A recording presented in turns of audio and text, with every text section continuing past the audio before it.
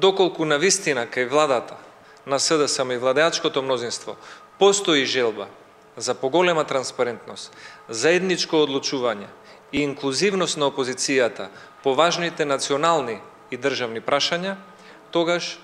петочната собраниска седница ќе биде многу добра прилика да дискутираме за тоа што е досега разговарано,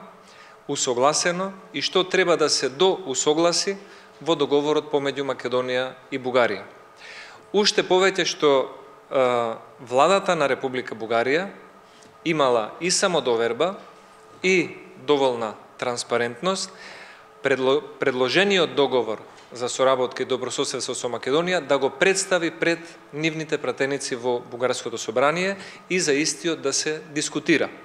Затоа сметаме дека пратениците во Македонското собрание, како представници на граѓаните на Република Македонија, имаат право и должност да имаат увид во овој договор и да го дадат својот придонес или забелешки кон истиот.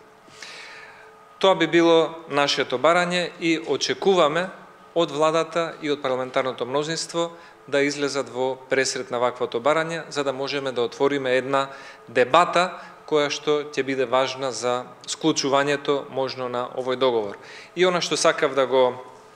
потенцирам на крајот е дека пратениците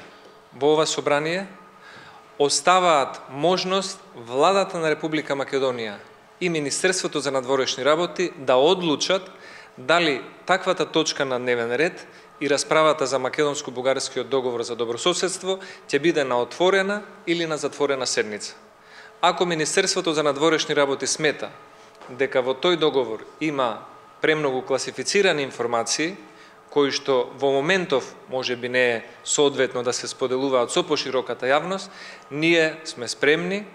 да го испочитуваме таквото барање и разговорот, дебатата за тој македонско-бугарски договор да ја водиме, доколку го бара тоа МНР, на затворена седница за јавноста. Истовремено спремни сме, доколку владата е подготвена и министерот за надворешни работи, за усогласениот текст на договорот да расправаме и на отворена седница за јавноста, во зависност од тоа како ќе одлучи владата и Министерството за надворешни работи.